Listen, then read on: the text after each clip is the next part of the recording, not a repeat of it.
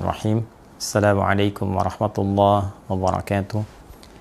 Alhamdulillah wassalatu wassalamu ala Rasulillah nabiyyina wa sayyidina Muhammad ibn Abdullah wa ala alihi wa sahbihi ajma'in wa man walah wa ba'd. Saudara-saudariku dimanapun kita semua berada, terkhusus kepada seluruh keluarga besar muslim muslimah yang telah menyelesaikan seluruh rangkaian ritual ibadah haji di kota suci Mekah Al-Mukarramah.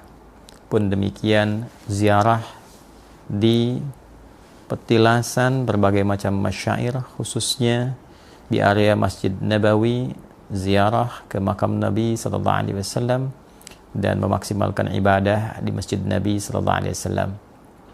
Alhamdulillah, semoga kita semua senantiasa diberikan kesehatan dan kemuliaan di sisi Allah Subhanahu wa Ta'ala. Teman-teman dimanapun berada, saat ini saya ingin memberikan pertama ucapan selamat kepada seluruh jamaah dan seluruh petugas haji Indonesia yang telah menunaikan tugasnya masing-masing. Semoga seluruhnya diterima oleh Allah Subhanahu wa Ta'ala. Seluruh petugas, baik dari kalangan berbagai elemen yang menyatu untuk berkhidmat di dalamnya, semoga seluruh ibadahnya diberikan pahala berdasarkan niatnya masing-masing oleh Allah Subhanahu wa Ta'ala, dan semoga seluruh prosesnya diberikan kemudahan dan kelancaran. Bagi seluruh jamaah, keluargaku, seluruh muslim khususnya dari Indonesia, mudah-mudahan bukan hanya hajinya diterima oleh Allah Subhanahu wa Ta'ala, melekat sifat mabrur di dalam kepribadian kita masing-masing, namun juga diberi kekuatan untuk mempertahankan itu sampai kita kembali berpulang pada Allah Subhanahu wa Ta'ala. Yang tidak mudah itu mempertahankannya. Selanjutnya, tentu saja selain kita berdoa berharap semoga para jemaah dan petugas dapat kembali ke negeri kita tercinta, berkumpul bersama keluarga dalam keadaan sehat dan baik. Tentu saja di kesempatan ini saya ingin menyertai juga pandangan-pandangan dari berbagai kalangan, baik yang mengetahui persoalan dan seluk-beluk seputar ibadah haji ini dengan detil. Saya katakan detil, mungkin pernah punya pengalaman bertugas sebagai tenaga musim haji atau terlibat dalam pengelolaan haji di segala hal yang terkait dengannya, baik itu di aspek terkait dengan pendanaannya ataupun juga aspek terkait dengan pelaksanaannya, terkait dengan mitigasi di lapangan, dan juga hal-hal lainnya yang melengkapi berbagai macam pelayanan ibadah mulia ini.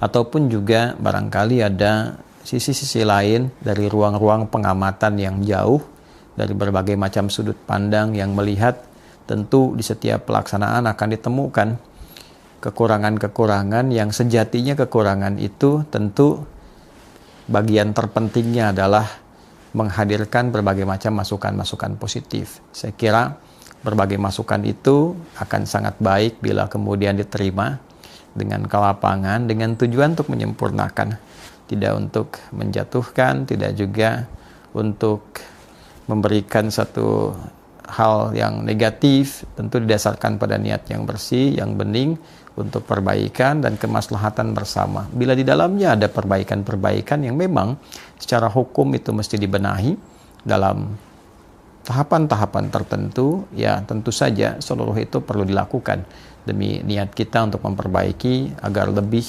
maksimal lagi. Saya akan batasi kurang lebih pada 3 hal yang paling pokok.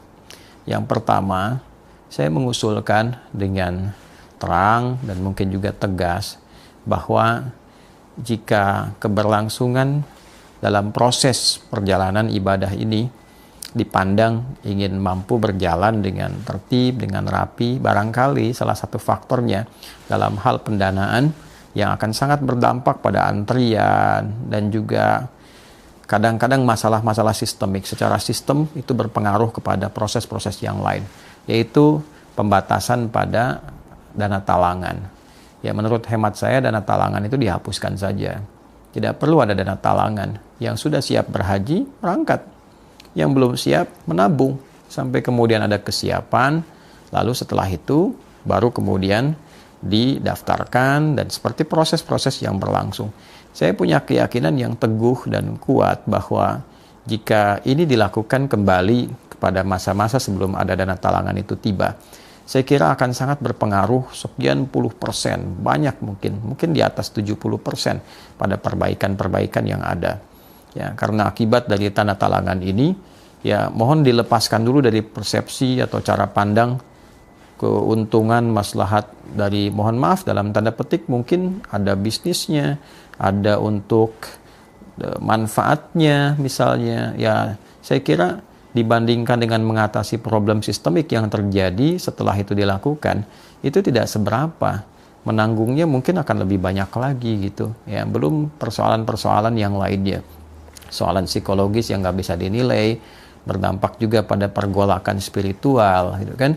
Kadang juga melahirkan hal-hal yang terlarang dan berpotensi berdosa juga di dalamnya. Jadi saya mengusulkan yang pertama, sebaiknya dana-dana talangan itu diberhentikan saja, diselesaikan. Tolong para ulama, saya kira baik yang di Ormas, apalagi di MUI, di Ormas-Ormas besar, di Muhammadiyah, di NU, dan yang lainnya, Persis, Dewan Dakwah, saya yakin sangat mengerti dengan ini, sangat memahami.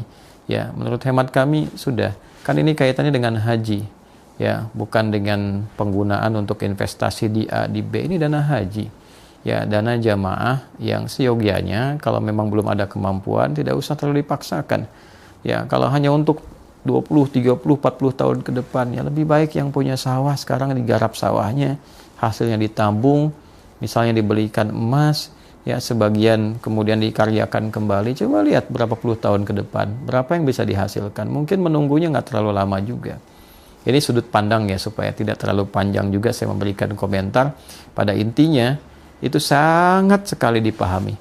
Ya, untuk apa mengumpulkan uang banyak-banyak, masa tunggunya juga panjang, ya, kepastiannya juga belum tentu didapatkan kepastian di dalamnya, dan saat yang bersamaan juga ya melahirkan masalah-masalah yang kemudian beragam. Jadi itu bagian pertama. Jika itu bisa dilakukan, saya kira ini memotong dulu ya generasi-generasi yang panjang, nanti yang sudah siap berangkat, dan seterusnya akan lebih rapi. Kemudian yang kedua, saya pikir dari pengalaman kami bertugas juga 2010, tugas pertama saya sebagai tenaga musim haji tentu mengamati, bukan hanya dari dekat, tapi menjadi pelaku langsung yang berada di lapangan dan sangat mengetahui tentang hal-hal yang terkait dengan baik itu tempat tinggal di maktab-maktab, transportasi, catering, dan sebagainya. Dan persoalan sampai kini, kalau 2010 pertama saya bertugas, kemudian sekarang 2025, artinya kan 15 tahun, dan masalah itu berkutat di titik-titik itu saja. Masalah transportasi misalnya, kan persoalan-persoalan yang dalam hal pengangkutan jamaah, baik itu kasusnya, dulu sebutannya Armina, sekarang Armuzna, itu kan, bagaimana jamaah dengan kuantitas yang sangat banyak, ya wallahu alam. Saya hanya lihat di berita bahwa ada ribuan orang berjalan dari Muzdalifah kemudian ke Jamarat gitu kan, hanya untuk melontar jumroh dalam kondisi yang harus berjalan karena stuck dan sebagainya. Lalu juga masalah-masalah lain terkait dengan kapasitas tenda, kemudian juga pemukiman dan sebagainya. Nah, usulan konkretnya adalah, saya pikir dalam tim yang betul-betul solid, karena ini kan akan beralih sepengetahuan terbatas kami, kalau keliru mohon dikoreksi, dari Kemenag kan ke BP Haji, dan ini kan transisi akhir dari pengelolaan di Kemenag ini ke BP Haji.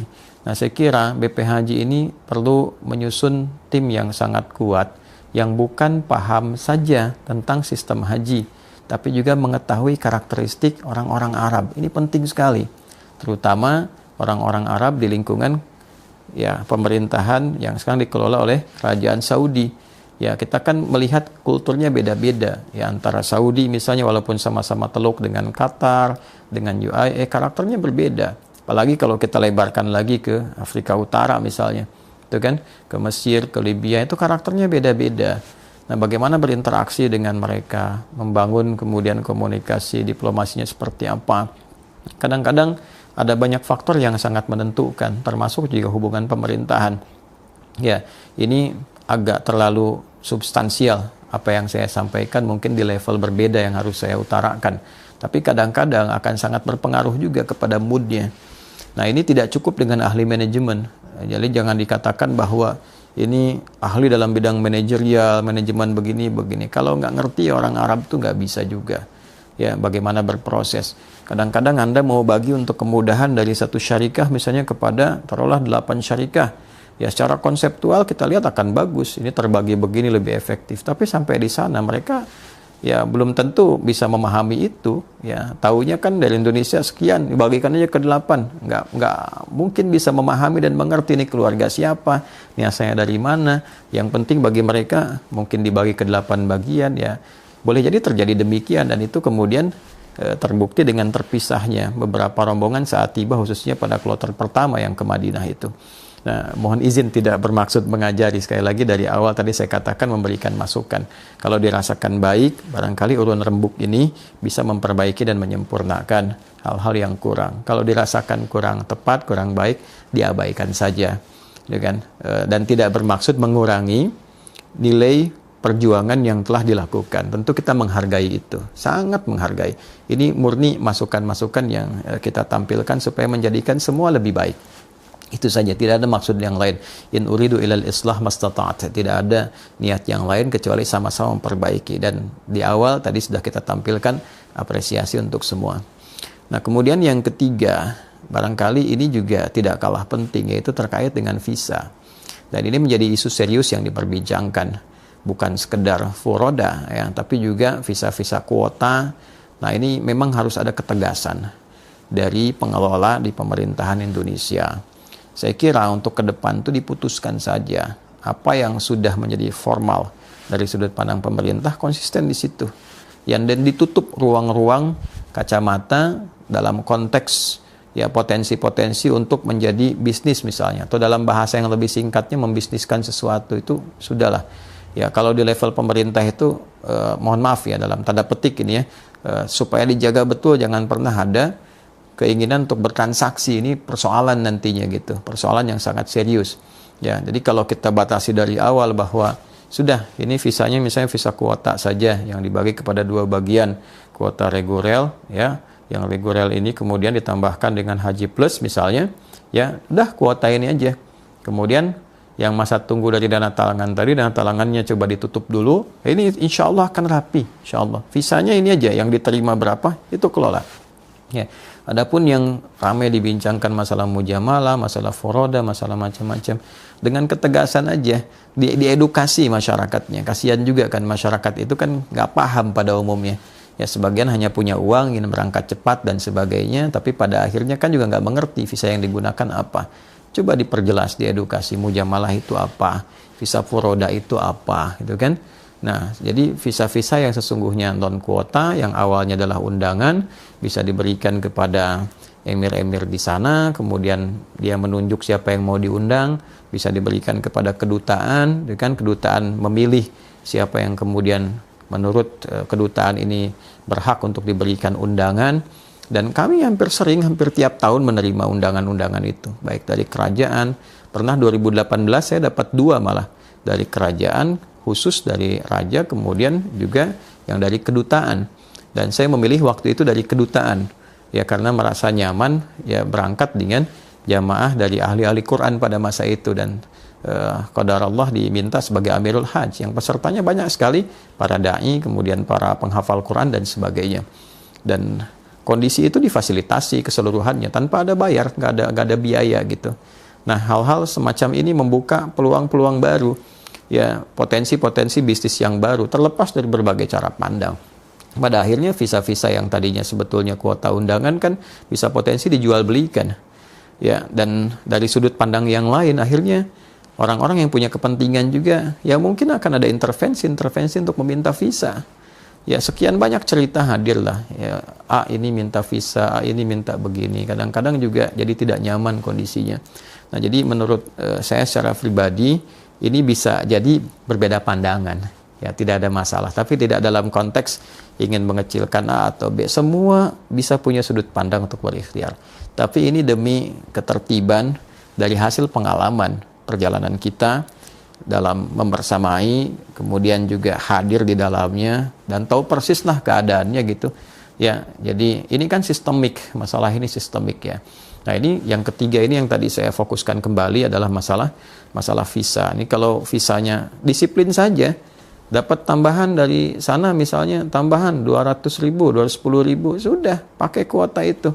Ya, dan tidak usah macam-macam gitu. Kalau memang tambahan reguler ya reguler, jangan dijual untuk kepentingan tertentu atau dan sebagainya.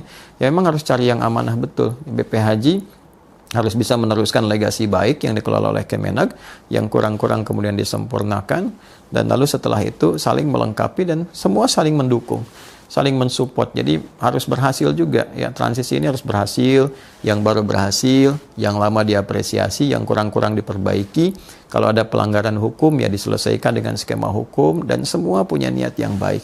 Saya kira dengan hati yang bersih, insya Allah akan berjalan dengan baik gitu. Nah, tinggal nanti kalau itu sudah ada, tinggal kontrolnya yang baik-baik betul ya. Jadi kalau pas pengawasan setiap bagian itu saya kira penting disertakan tuh bagian dari hukum ya, hukum dari kitanya, entah mungkin dari instrumennya kepolisian ataupun kejaksaan, kan, atau mungkin dari KPK, BPK, TNI-nya itu ada di bagian-bagian yang memang bertugas di lapangan secara organiknya. Misal dari mulai awal nih survei untuk tempat tinggal, maktab, hotel-hotel itu. Setelah diputuskan di DPR biaya haji sekian itu kan ada hitungannya. Ya, misalnya pencarian hotel, berapa standar yang ada di kitanya. Misalnya begini, standar untuk satu orang 2.000 real dengan kapasitas sekian. Betul nggak ketika dicek hotelnya sama seperti itu? Nah, dari awal pengecekan ini mesti ada tim hukum juga yang berangkat ke sana. Memastikan, melihat, ya kalau memang nanti ada selisih. Kan dulu seperti itu, waktu saya bertugas itu kalau nanti nggak sama yang ditinggali oleh jamaah, itu nanti mesti ada selisih yang dikembalikan. Nah, kemudian pada realitanya apakah itu dikembalikan? Belum tentu juga. Gitu. Saya mengalami pengalaman yang sedikit berbeda ya pada saat itu, dan itu sistemik gitu ya. Nah, kalau itu kemudian bisa dari awal dirapikan, tapi sekali lagi bukan berniat mencari kesalahan orang. Ya, tidak juga berniat untuk menjatuhkan orang, tapi lebih untuk saling memperbaiki sehingga merasa nyaman lah, merasa nyaman. Apalagi dengan kita kan terbesar, muslim terbesar, biayanya juga cukup tinggi. Ya, kemudian tenaga musiman juga itu kan digaji juga, gajinya juga cukup tinggi dibandingkan negara-negara lain. Saya kira kalau penataannya insya Allah baik, bukan tidak mungkin kita itu punya hotel sendiri, kan, punya area sendiri gitu, dan itu sangat bisa dilakukan dengan niat-niat yang tulus, yang benar. Saya hanya berharap mudah-mudahan di sisa waktu ini untuk kita semua bisa saling berkontribusi. Bagi diri kita pribadi, keluarga kita, masyarakat, bangsa dan negara, dan semua jadi orang baik. Ya, saya katakan sekali lagi, teman-teman semuanya, sungguh yang saya sampaikan tidak ada niat-niat yang lain kecuali saling coba mengisi untuk kebaikan bersama. Mudah-mudahan bisa bermanfaat, mudah-mudahan kita semua lapang. Pun demikian, kalaupun ada masukan, saya akan sangat senang sekali. Kalau ada apa yang saya sampaikan keliru, mohon diluruskan juga, supaya hal-hal yang tidak tepat bisa diperbaiki. Tapi bila ada yang baik, tentu itu petunjuk Allah untuk kita semuanya, supaya berjalan dengan lebih baik, negeri kita baik, tenang dan damai. Saya kira penting ketenangan, kedamaian itu. Saya lihat terlalu tegang kita bernegara saat-saat ini, terlalu tegang. Ya, persoalan-persoalan itu terlalu banyak yang membuat kita itu terlalu berselisih baik secara langsung ataupun tidak, sehingga lupa bahwa waktu terus berjalan. Katanya ingin Indonesia emas 2045. Jangan lupa itu tinggal 20 tahun lagi. Ya, jangan sampai peluang bonus demografi justru menjadi horor demografi karena generasinya tidak tertata. Ya, sistemnya belum tertata dengan baik. Tata kelolanya belum semua punya niat-niat yang tulus. Jadi saya pikir mungkin di kesempatan video yang lain supaya tidak terlampau melebar kemana-mana. Ya, mudah-mudahan di haji ini seiring dengan kembalinya jamaah, sekali lagi semoga mabrur, sehat kembali, bertemu dengan keluarga, seluruh panitia dari Kemenag, BP Haji yang bertugas semuanya, semoga amalnya diterima Allah Subhanahu wa taala, kembali baik, ketemu keluarga, sehat-sehat semuanya, diberikan oleh Allah kelancaran, kemudahan, dan keberkahan sesuai dengan niat kita seluruhnya masing-masing. Semoga taubat kita diterima oleh Allah Subhanahu wa taala. Maafkan saya. Subhanakallahumma rabbana wa bihamdika asyhadu an la ilaha illa anta astaghfiruka wa atubu ilaik. Alhamdulillah rabbil alamin. Assalamualaikum warahmatullahi wabarakatuh.